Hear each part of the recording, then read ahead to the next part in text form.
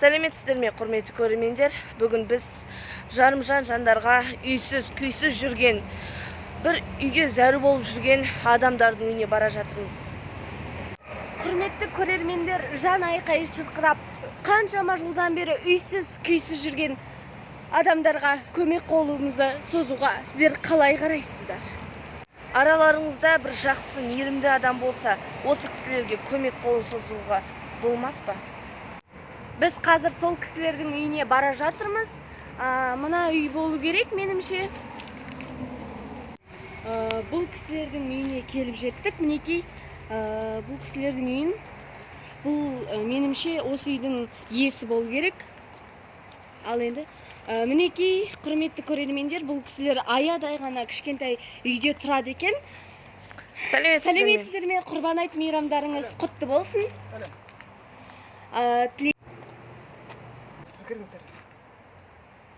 Сәлеметсіз бе? Құрбан айт мейрамың қабыл болсын.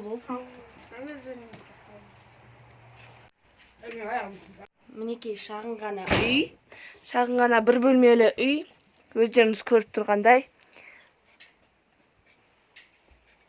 Сәлеметсіздер ме? Құрбан айттарыңыз қабыл болсын, дұғаларыңыз қабыл болсын. Енді сіздерге келіп отырған себебіміз сіздердің жағдайларыңызды халыққа жеткізу, және сіздерге сұрақ қою арқылы сіздермен танысып, сіздерді білу. Жаңа естіп отырғандай, атыңыз кім болады? Мұрат. Нешеде болады? Жасым 64. Сіздің жасыңыз нешеде? Мен жасым 38-де. 81 жылғымын. Осы үй бұлай жайлы ма? Жақсы ма? Оны салқын. Қыста салқын көтеді. Орталыққа жақын ба? Алыс. Жалпы үйдің тіркеуіне тіркелдіңіздер ме? Ол жылжылды ма, әлде сол орында әлі тұр ма? Не документі?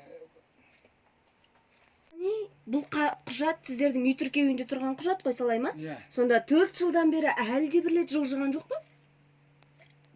Тізіп кетір. Бұдан бұрын тұрған жерлеріңіз жайлы айтыңызшы, ол қанша бөлмелі еді және қандай еді? Қыста қалай болды жалпы? Қыста от жағатын еді, 2 бөлме болатын Талғар ауданында.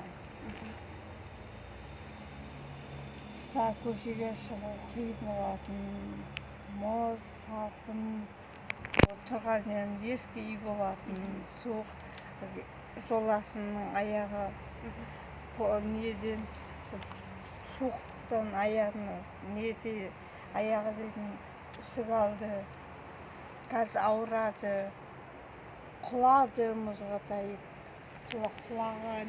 Мінекей, құлағы Құлаған екен, сол бірнеше рет құлаған екен. Зардабынан. Және де осы аяқпен құлағаннан кейін аяғы қыста сырқырап ауырады екен.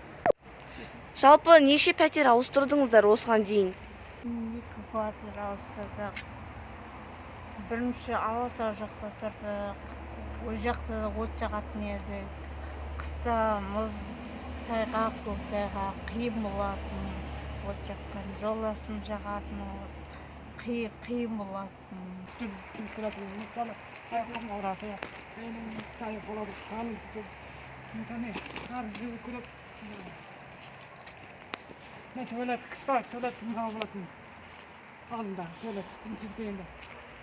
Кейін сіздерге қиын болғаннан кейін жасаттыңыздар, солай ма? Көрермендер, бұл жерде тек қана осы кісілер ғана емес, мына жерде тағы да басқа адамдар тұрады. Мұрат ағай, жалпы сіздің арманыңыз қандай? Біздің арманымыз өзіміздің аядай болса, үйіміз болса, аядай болса, сондықтан қайырымды жандардан сол біздерге қайырымды салғыс деп, біздерге кішкене қол ұшын беріп, бізге бір аядай болса, үй алып берсе, өзіміздің жеке үйіміз болса деп армандаймыз.